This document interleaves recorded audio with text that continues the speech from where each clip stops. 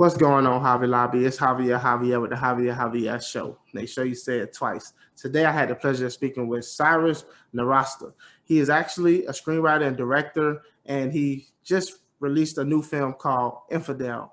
I highly recommend that you go check it out. But we had a great conversation about not just that film, but other films that he's produced as well. We talk about his childhood, how he got into the actual business, and what he plans on doing moving forward. We also dibble and dabble a little bit on how he sees the film industry as a whole.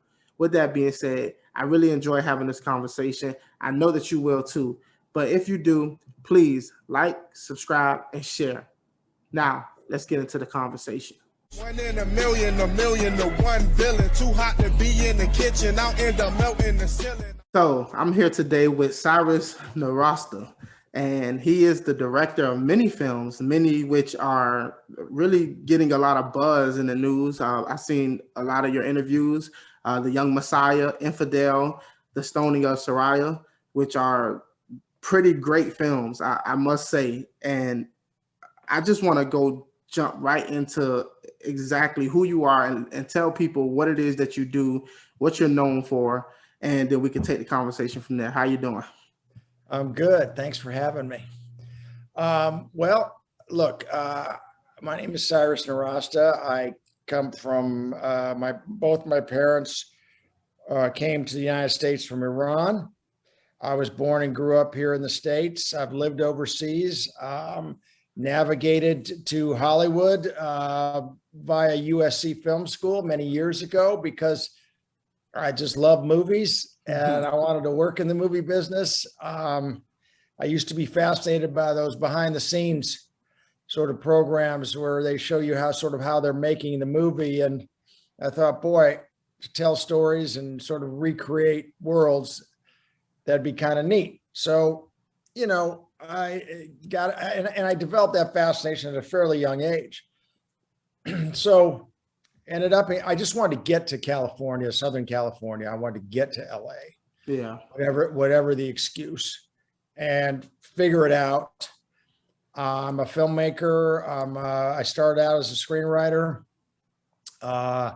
navigated into writing and producing television. And you worked on The Equalizer, am I correct? Right.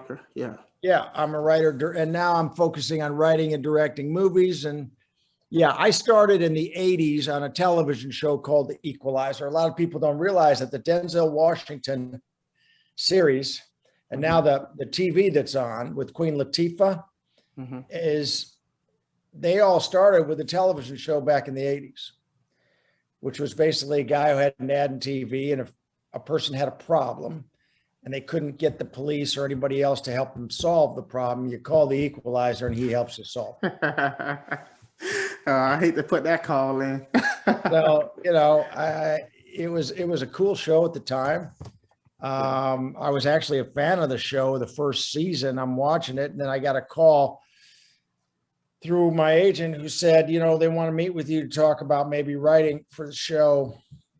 So I got excited. I went in with some ideas, and I ended up writing for the show sort of the second half of the season. So at what age did you know that you wanted to be involved with film? Do you have an earlier recollection of when you first wanted? Well, you know, look, when I was 13, 14, 15 years old, in those days, we had a Super 8 millimeter camera, film camera. And we had one in our house. We kind of got it to shoot family stuff.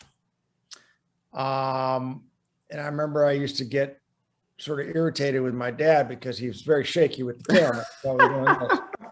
And it was making me dizzy when we were all getting dizzy when we watched it. So I thought maybe I should be handling the camera a little bit here. And then, of course, you can, you know, go out with a Super 8 camera and make little movies. And I love movies, love going to movies. I remember there are certain movies that stand out when I was just a young kid that we'd go to and watch. And then I realized, you know, there's people who actually make movies and it's their job. And I thought, well, that's kind of interesting. Yeah. But my first sort of little films were these goofy little Super 8 movies I used to make with my friends. Yeah. And when I was a senior in high school, I won second prize in a Kodak Young Filmmakers Festival. And I got interviewed on a PBS program where they showed my film. Nice. And that was quite an experience. I got a cash prize. And what was interesting about it was the film itself. I mean, when you made films in those days, Super 8 cameras, you didn't have sound. You could add music to it, but it wasn't a perfect sync.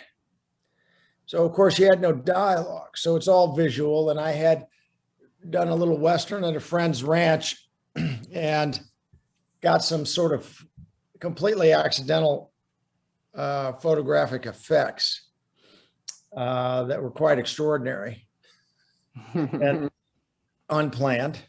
Yeah. And that helped me win that Kodak prize. I forget how much money I got, but literally that day that I received that prize, I'd gotten a speeding ticket. So basically the prize covered my price of the speeding ticket. Oh, wow. That's interesting because most people don't know what they want to be when they get older. There are people now who are in their 30s who still don't know what it is that they want to do. And you seem to have developed that early enough to kind of set you down the right trajectory. Did you ever imagine that you would be where you are now, or did you always have that confidence? It's hard to say. First of all, knowing what you want and what your focus is and what your passion is a blessing. And you're right. Not everyone finds that. So I consider myself very fortunate to have found this passion. And now, I'd go to the libraries in my junior high or my high school, and I'd go to the sort of the communications section where they'd have film and TV and music books. And I mean, every one of those books that dealt with film on any level, I had checked out and combed through. So that shows in and of itself a certain level of focus and doggedness. And so I started to research. I remember there was a book that had a section, well, there are film schools where universities where you can go and actually, take film courses. And I thought, wow, that'd be kind of neat. And so it was on my mind at an early age, and that really is lucky. And you're right. I know people, and I've met people, and it's really through there's no fault in it, because sometimes it just takes a little longer to figure out what it is you want to do with your life or whatever. But I was fortunate and also focused, and I was a tennis player.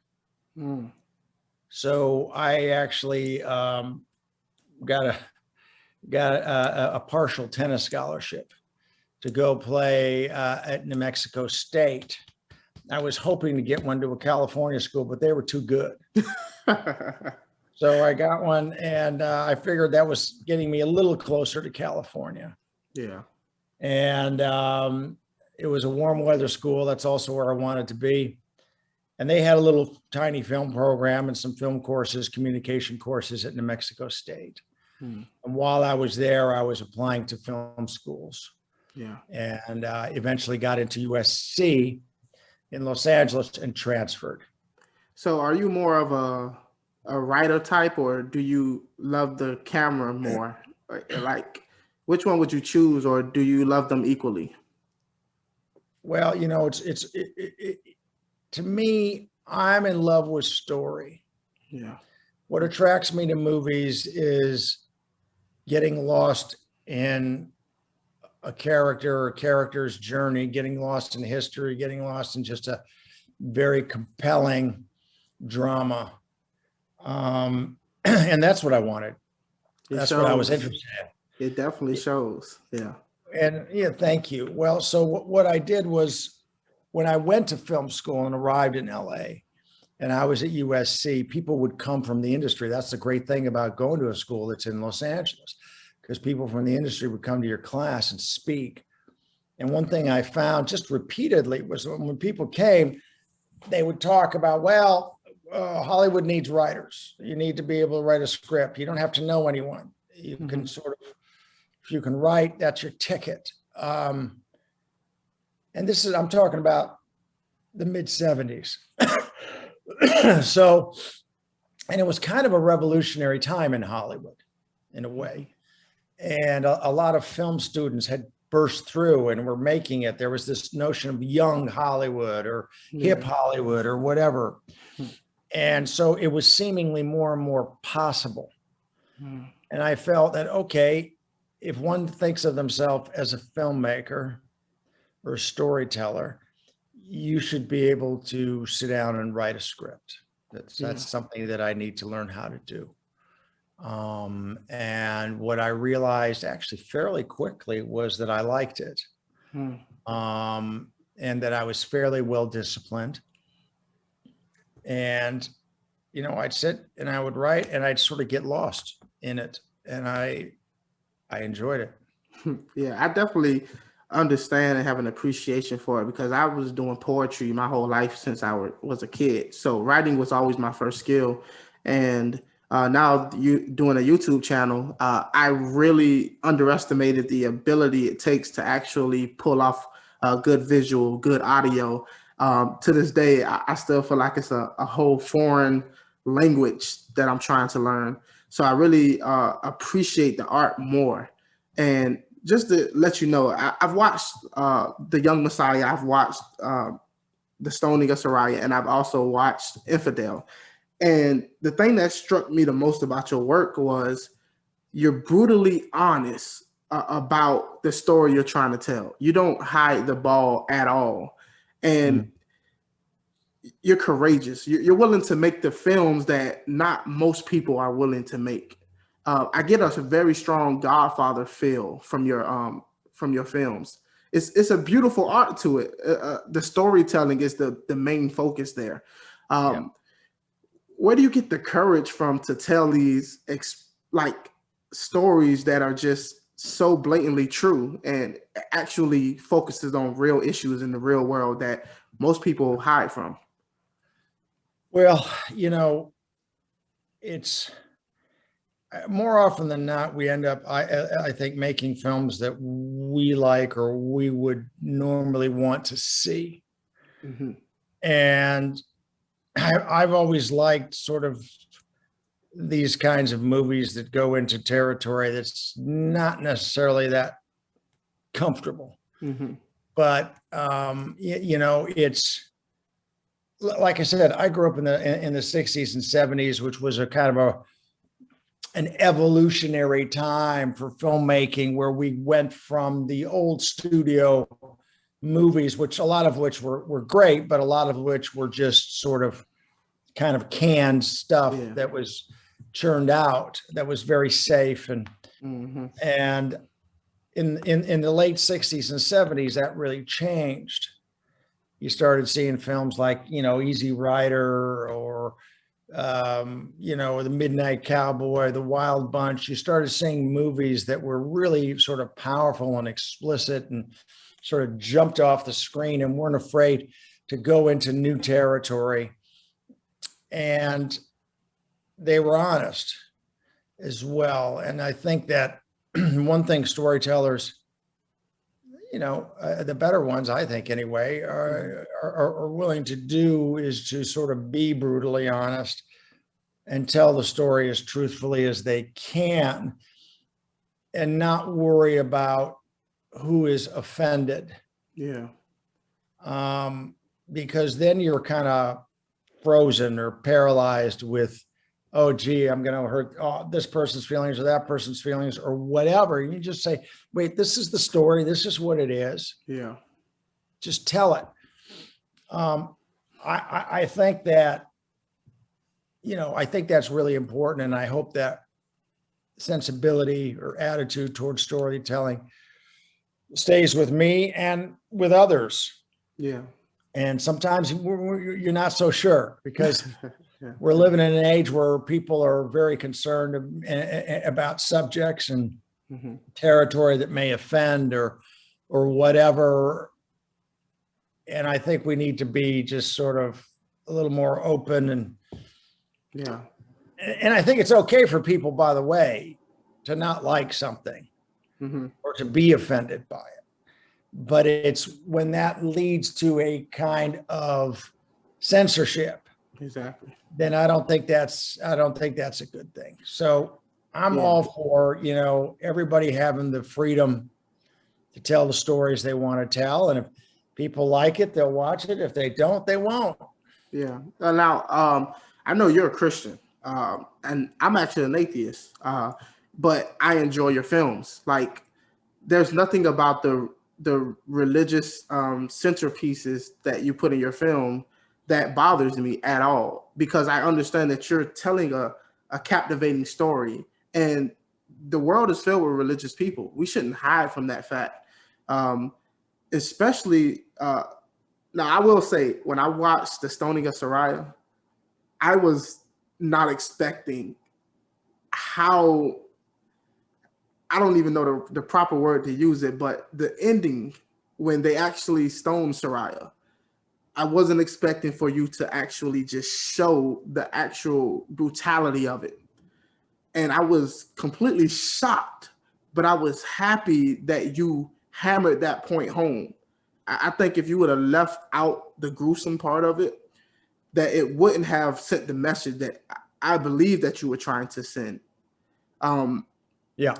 Yeah, definitely. And I believe, as an atheist, I can still enjoy your films, and I believe other atheists should as well.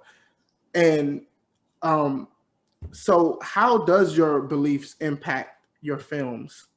Well, I think more unconsciously or subconsciously than consciously. I mean, obviously, look, the Young Messiah is a story about, a what if story about young Jesus. What would his life as a child been like, especially when he comes to the realization of who he is? I mean, that's a blatantly sort of religious drama, but at the same time, I felt it was very important to make the child Jesus and his family very accessible.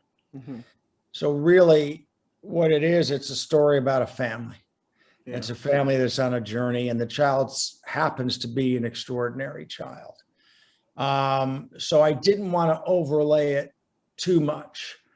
The problem with the Young Messiah is you kind of get caught in the middle, because a lot of non-religious people, atheists, secularist types, are going to say, I don't want to see that. It's going to be some religious movie about Jesus. And then the religious folks, who normally might be drawn to a faith-based movie, are saying to themselves, well, gee, they didn't know that much about Jesus' childhood. These guys are just guessing. Mm-hmm. It's outside the canon, and therefore it's blasphemous. So we kind of got caught in the middle. But one thing I've realized at the end of the day is you can't please everybody. Now, you can look at a movie like Stoning of Soraya and say, in a way, I've heard people say this. I'm not saying it is. I'm just saying I've heard people say, and people's opinions and what they take away from your movie is valid for them. Yeah.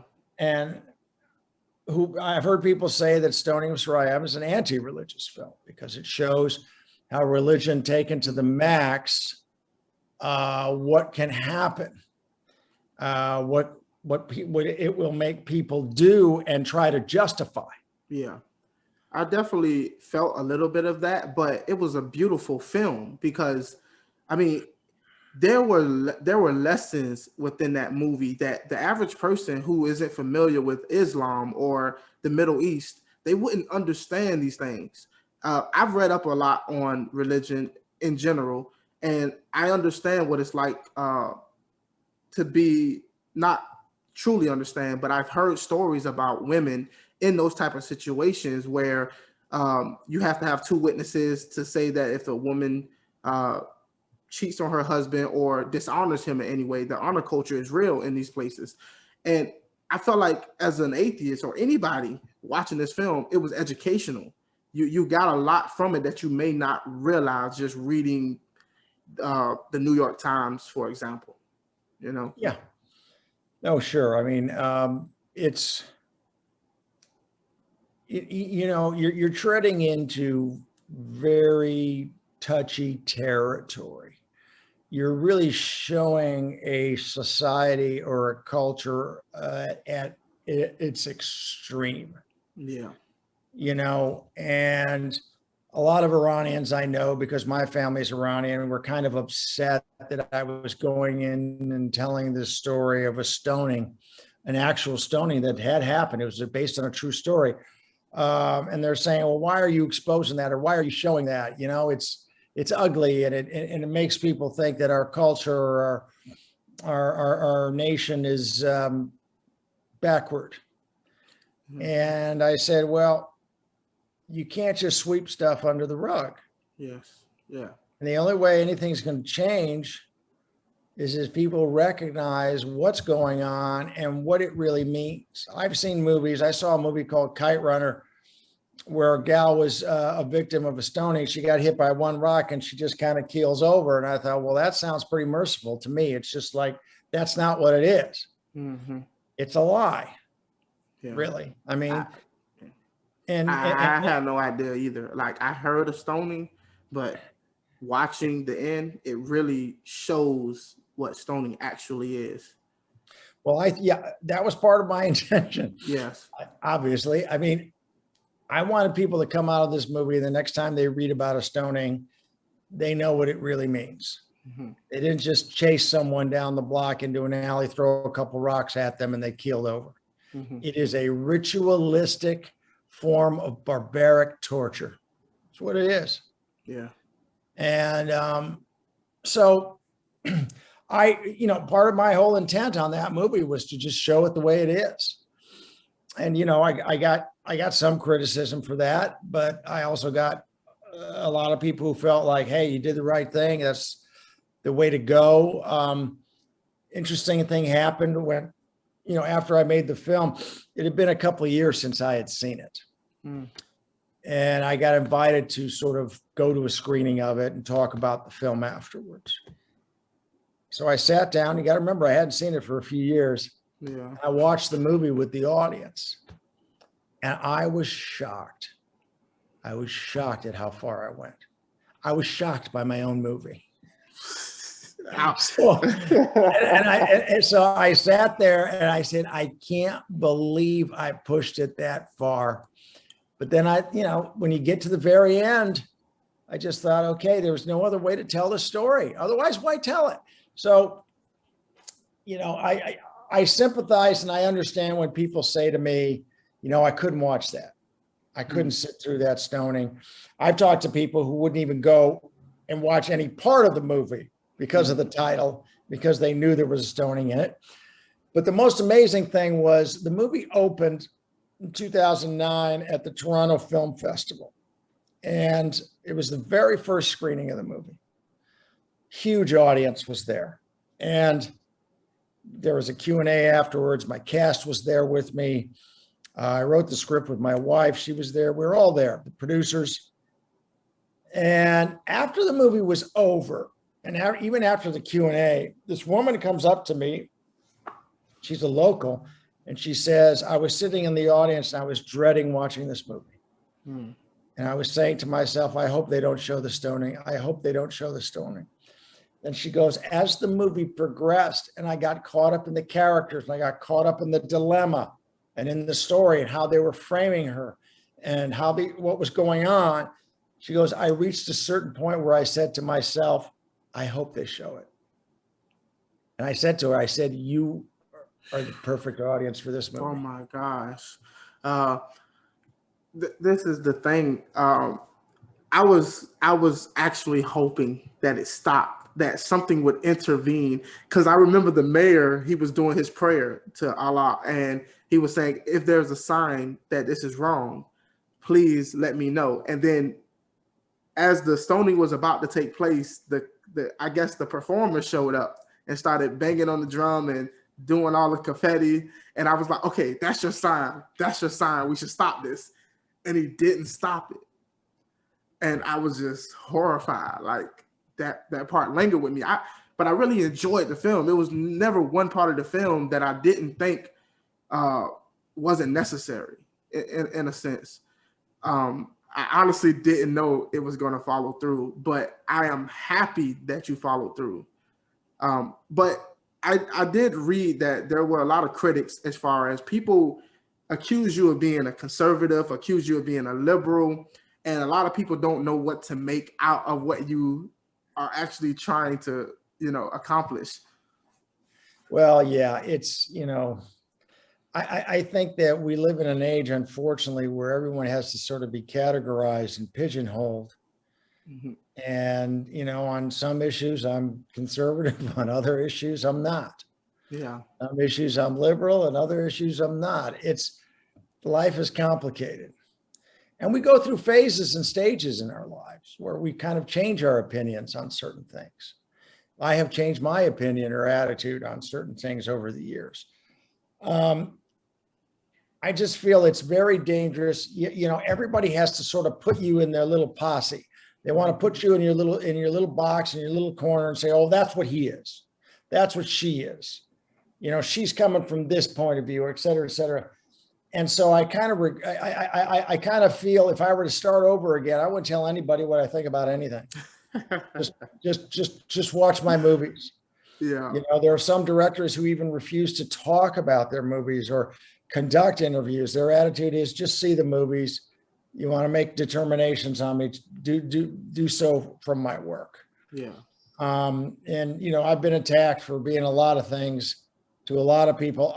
My attitude is I am open to talking to anyone about my work and about what it is that I do.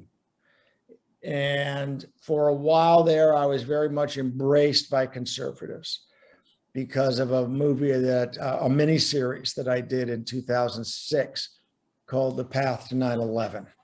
And in The Path to 9/11, we sort of document the opportunities to get bin Laden before the 9/11 attack. Yeah.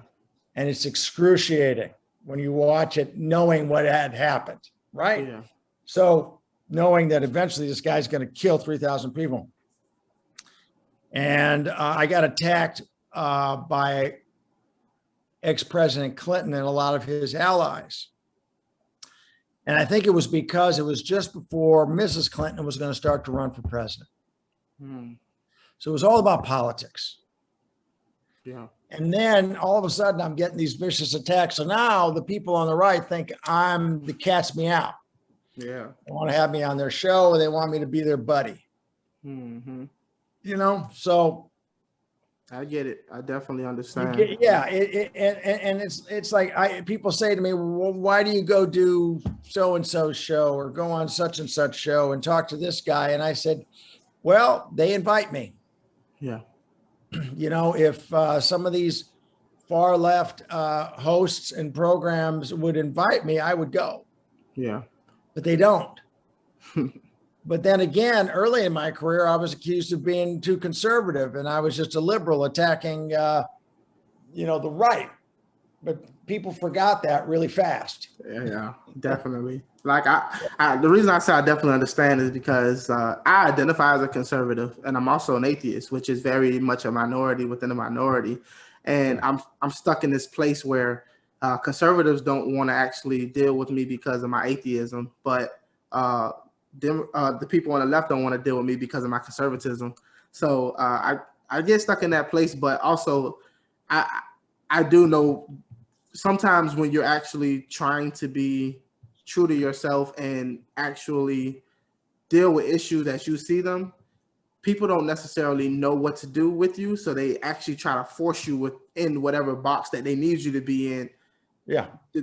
Depending upon what point they're trying to prove. But to piggyback off of what we talked about when it came to how you were portraying the Middle East in the stoning of Soraya and people criticisms of that. But I felt like fast forward on Infidel, you really showed that side of the good Muslims who were actually trying to help do their part to save George. That's his name, correct?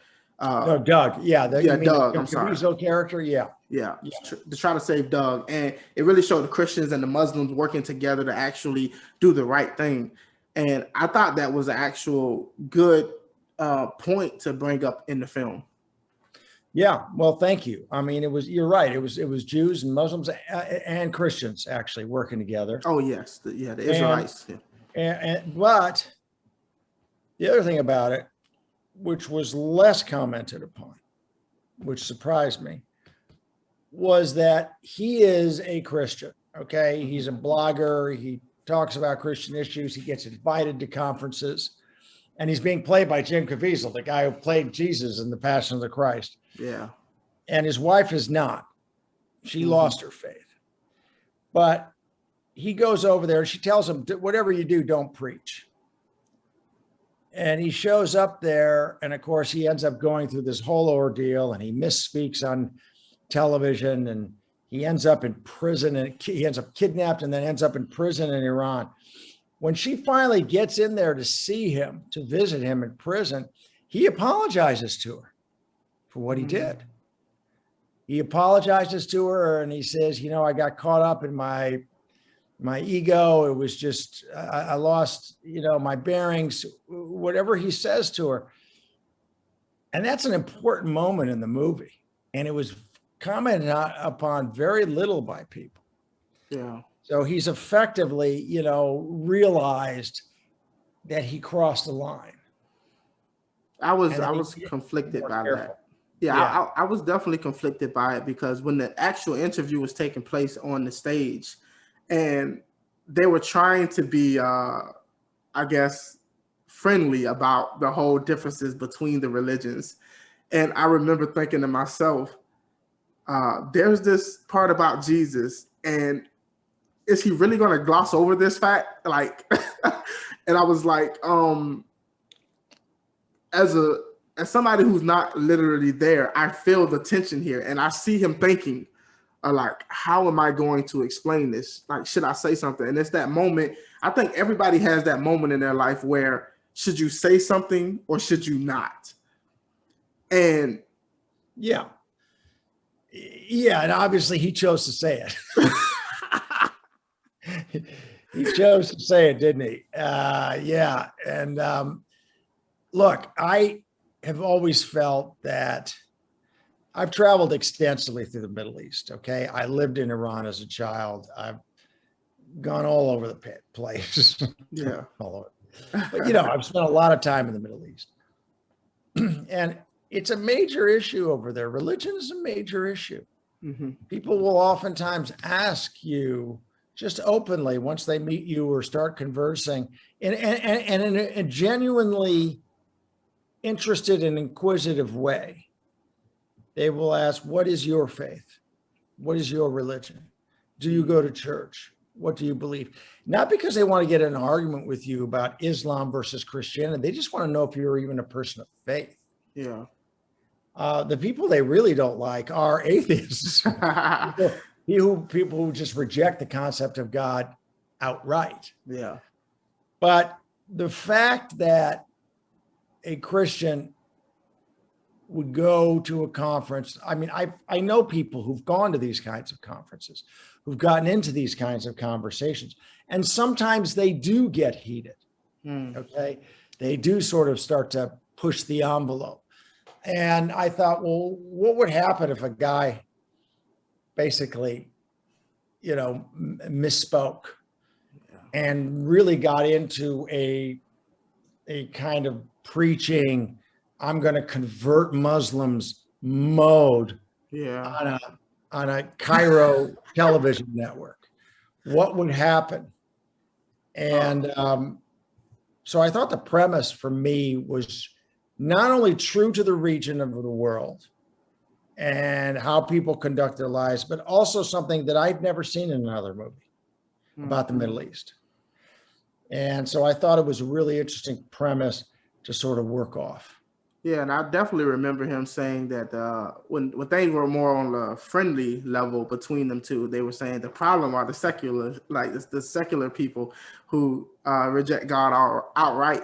And I found that part interesting as well. I was like, well, this is interesting. I wonder what direction this is going in. But it kind of just completely went the opposite direction that I wasn't expecting. So what's next on your list? Do you have anything that you're planning on in the future that you can foresee? Always, it's interesting, Infidel was an independently made movie. It was made outside of the studio system, unlike The Young Messiah, which was very much a studio movie.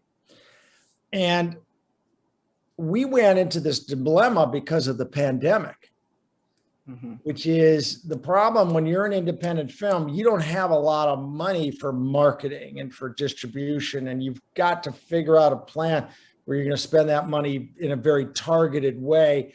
And we had a distributor, but we were really in control of our own fate. And there was this big debate. Do we come out during COVID? Yeah. Because all the big movies HBO we're pushing.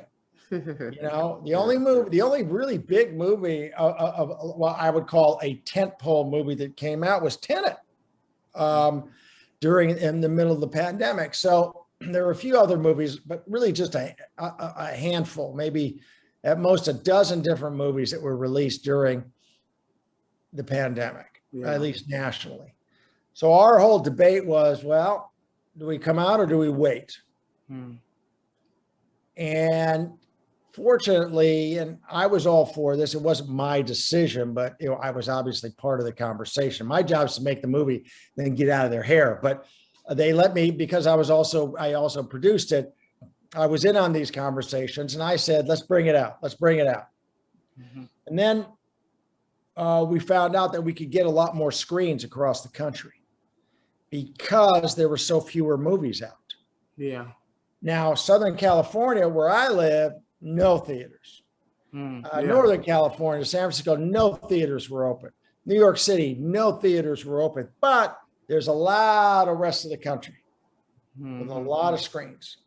Now, they were only allowed something like 50% capacity. But you know what? That's fine. So we debated. And then the issue came up, well, how many screens can we really get? And then we found out that we might be able to get as many as 2,000, and we ended up with 2,400 screens, which for an independent film on a tight budget is unheard of. Yeah. Now, under normal circumstances, we'd be lucky to get 1,000 screens, and then you're facing, under normal circumstances, the next big studio movie's coming out, so the theaters want to get rid of you. Yeah. So after 2 or 3 weeks, you're out of there. So we were told, hey, we get 2,400 screens. Not only that, we're going to stay on those screens, maybe for a few weeks, maybe longer. So to me, that was a no-brainer. Nice. Let's go. So the film came out. It was like, there was a phrase that our rep used, a guy named Dennis Rice. He said, at our budget level, when you're on 2,400 screens, just the drunks stumbling into the afternoon matinee, you're going to end up making money. So I like the way they put that. So yeah, I loved it too. So I said, let's go for it. So what happened was our film Infidel got a lot more profile than it probably normally would have. We didn't set any box office records, but we did steady business. So what happened is, out of that, I've gotten a lot of people coming to me with different ideas, different projects. I've got projects of my own I want to do. My wife and I write together on stuff, develop stuff together. So I've got actually a lot of interesting projects that are at different stages that we're developing.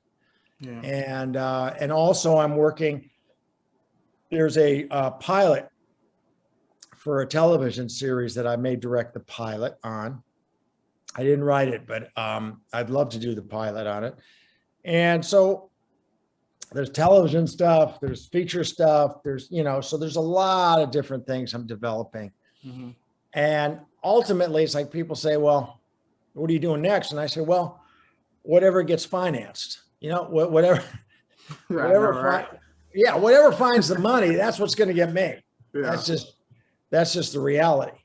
And, but I think all of the things that I'm developing, to me anyway, are all really interesting projects, really interesting material that I would embrace. Yeah. I noticed that you actually are very close with Deepak Dsouza. Who's actually a producer on the Infidel film. What's it like working with Dinesh? Well, Dinesh is an executive producer on the film, and he and his wife, Debbie, were helpful to us in sort of putting the financing and the marketing and just all of that sort of together. They have been doing documentaries. Dinesh has actually been very successful in the documentary world.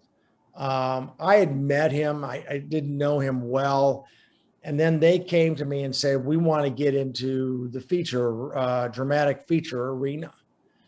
And they sort of asked me if, I would be willing to sort of talk to them and maybe take that journey with them on a project. And they had they had backing. They had an interesting group of people who were their investor group. Yeah. And I just thought, you know what, let's give it a shot.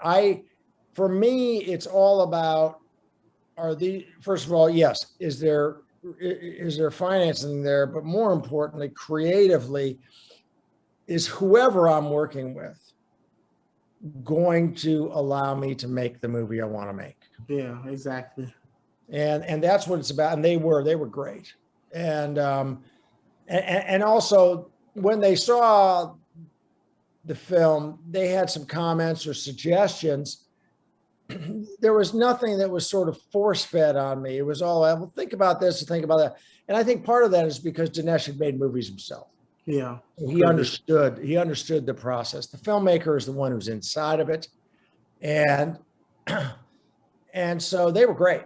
I got some criticism from people for working with Dinesh because they didn't like him, or they didn't like his politics, or they didn't like his movies. And, especially in Hollywood, they should talk. You know what I mean? It's just like, I mean, I know people who, for decades would stand up at Hollywood events and talk about how wonderful Harvey Weinstein was and making movies with him, or whoever. It's just like, nobody's a saint, certainly not me. And we don't agree with everyone about everything. So are we supposed to now only be in business with people with whom we agree on everything? Exactly.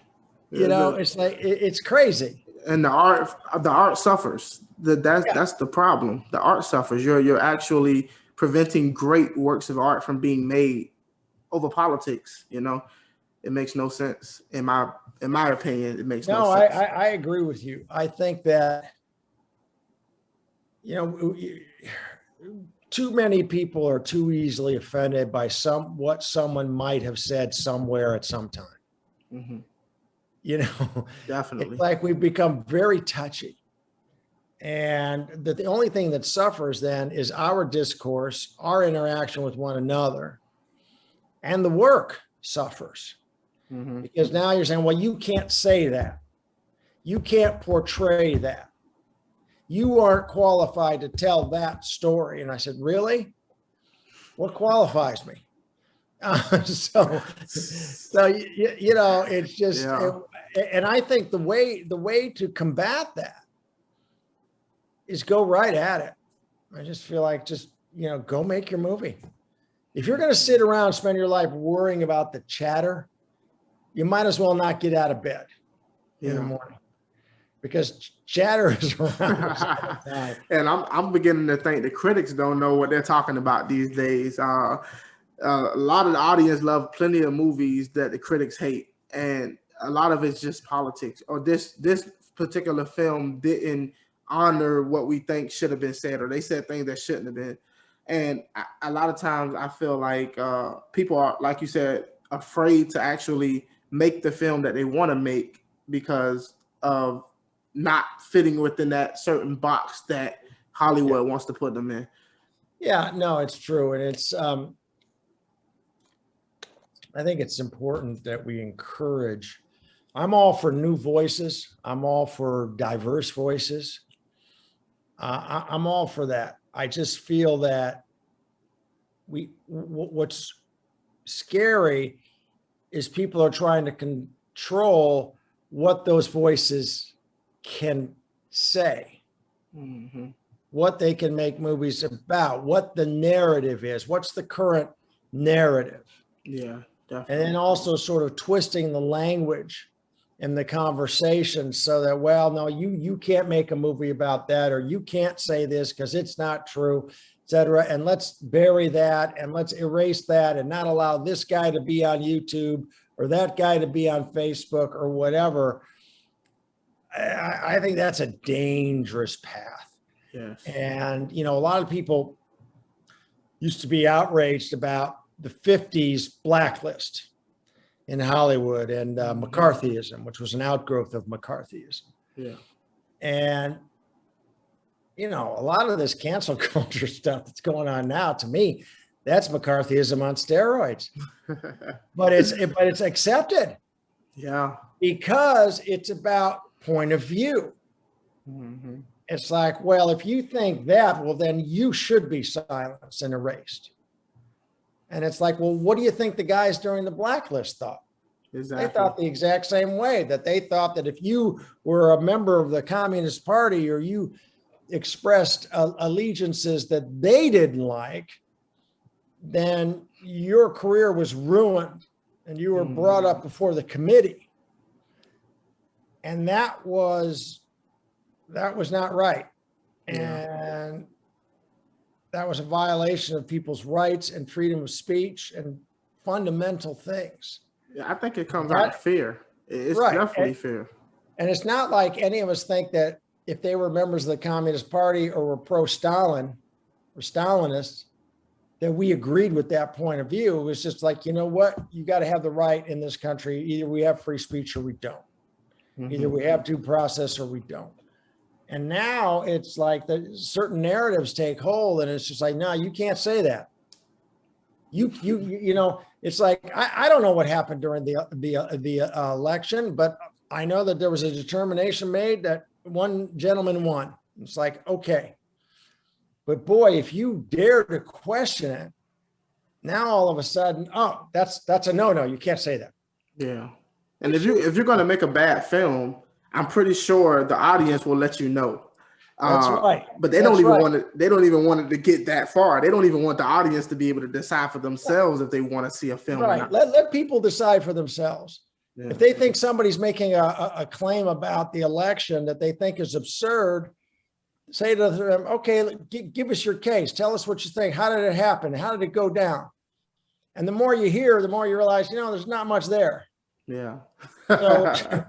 So you make your own decision. But you know, I agree with you. It's like, let audiences decide.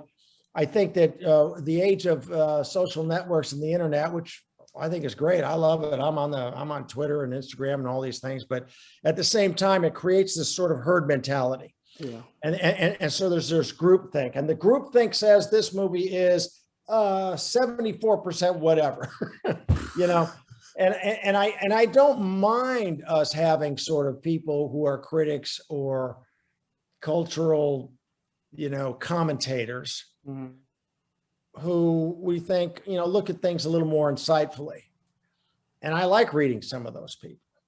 In my day, in the 70s and the 80s, it was critics like, you know, Pauline Kael and Siskel and Ebert and Roger Simon and all these people. And that was, I thought, a good thing. Yeah. It didn't deny us our opinions. It didn't say we couldn't have an opinion or share an opinion. But I just, in today's world, we don't have film critics that even come close to those in terms of their insight and analysis. But of course, that was a different time. Movies seemed to carry a lot more weight and importance back then. Yeah. You know, they've kind of lost their, maybe it's because we've become so bifurcated in all the different media outlets, et cetera. Maybe. I also think it's partly because the movies themselves have changed and the kinds of movies that get made have changed. Yeah, most of them are green screen. Yeah. And that's fine too. You know, whatever perpetuates the industry is great, but let's not lose sight of the other stuff. Mm-hmm. I still think that movies have the power and the ability to impact greatly, but it's going to take sort of a prairie fire, a perfect storm for that to happen, of subject and time and energy just suddenly gets focused on this movie and everybody's talking about it. Yeah. That used to happen more often. But I mean, look at Passion of the Christ. You know, all of a sudden this guy makes a movie about Jesus and it just catches this prairie fire. Nobody wants to release it. Nobody wanted to fund it. It's a movie made in Aramaic with subtitles. Yeah. They literally have to buy out the theaters themselves to release it. They have to pay for their own marketing, and the movie ends up making like over $1 billion. Yeah, and I was a Christian when that movie came out, and I loved it. And even to this day, I still love that movie. I don't know why people. It's a brilliant movie. Yeah. It's a brilliant movie. Like it or love it or hate it or whatever, it's a brilliant movie. Yeah.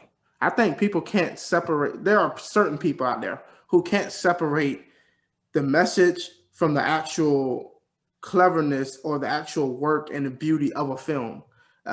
You don't have to agree with Jesus or the cross or whatever to appreciate the storytelling, to appreciate the work that went into it and the actual acting and the videography. And I think people lose sight of the actual art of the film. And it's a shame, because I feel like a lot of the great works of art are going to be overlooked in the future and people will not even give it a chance.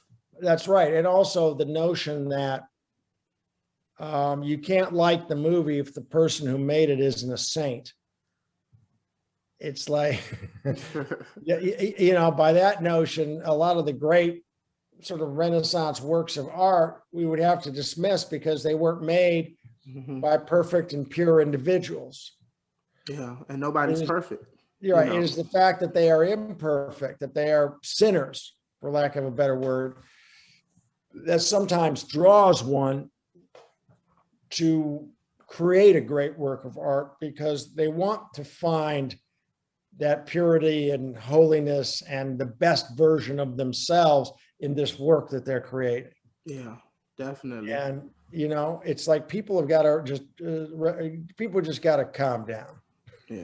Yeah, definitely. And when they think about it, I try to think about it psychologically. Most people actually go to see a lot of these films for the bad guys. They actually go to see how great the bad guy is, because a movie's nothing without a good villain or the protagonist is the good guy, right? Yeah, and the antagonist is the villain, right? Yeah. No, I hear what you're saying, and by the way, I agree completely. Yeah. I mean, in Infidel, I thought we had a terrific villain, and I thought he really enhanced the movie. And but you want your villains to be interesting. You want your villains to have sort of shading to them, multiple sides to them. Exactly. And you know, it's a critical part of movies, because the better your villain is, it enhances your hero. You know, exactly. I mean, I cited this just the other day on an interview. We were talking about this very subject, and I said, in Ben-Hur, there's this great villain in Masala, and he and Ben-Hur go at it. And because Masala is this just great villain, it enhances Ben-Hur. And I said to them that once Masala dies, it's like the movie's over. What's amazing is I saw it years later, and I realized the movie keeps going for another hour. Yeah. And I thought, I remembered nothing of the rest of the movie. All I remember was up till Masala dies, you know, but there's a whole other hour to the movie, which involves, of course, Ben-Hur's conversion. That's why it's there. Yeah. Well, I think we're coming up on the hour mark. Okay. I would definitely love for you to tell people where they can find your work or anything that you want to promote. Well, I think right now, anyway, Young Messiah is very much on the Netflix queue. It's very accessible on Netflix. A lot of people are watching it. We're very happy for that. The Stoning of Soraya is a little more difficult to find. We're actually trying to figure out what the next home for the movie is, because it's been over 10 years now since it was distributed by Lionsgate. You can get it, I think, on iTunes and on Amazon. You can find it, but you might have to pay for it. Yeah. Infidel, played in theaters, is now available on many platforms, video on demand, from Amazon to Redbox, Google, iTunes, Apple. It's available on all of those. It'll be on Netflix eventually, but because it's sort of rental or pay-per-view right now, that's how it can be best or most accessibly seen. Of course, it's also available on DVD and Blu-ray. Okay. And anywhere you want people to be able to reach you? Well, I'm on Twitter. I'm also on Instagram, Cyrus Nowrasteh, some variation of that name. I know how it is. People reach out to me. Sometimes they're nice. Sometimes they're not. That's okay. I usually shock them more often than not by responding. You definitely shocked me. So I But think I'm always one who's very interested in how people respond to my work. Yeah. Like it, love it, dismiss it, hate it, whatever. And it's like people say to me, I get interviewed or go to these things and people say, what were you trying to say in this movie? What was it about? Let's talk to us about the movie. And what I want to say so often to them is, God, why don't you talk to them who just saw the movie? I'd really like to hear what they have to say. If I could be a fly on the wall after every one of my movies, either in somebody's home or at a theater, I would just be so happy, because I just want to listen in and hear what they say. Yeah, I'm pretty sure plenty of people can relate to that. When you put something out to the world, you're hoping it's well received, and just to know how it impacts people, I definitely get that feeling. But this was a great conversation. I'm really glad you decided to come on. I think this would be something insightful for other people to actually listen to and to go check out your work, because I really highly recommend that you go check them out. My favorite, I would have to, I'm really wrestling between Infidel, but I think the Stoning of Soraya has to be my number one out of the three that I watched. And just keep doing what you're doing, and I really hope nothing but more success for you and in the future, and I look forward to the work that you're going to put out. Thanks, Javier. Thanks for having me. Not a problem, sir. Thank you. All right, folks, we're out. Peace and glory. Thanks for watching. Like, subscribe, and share.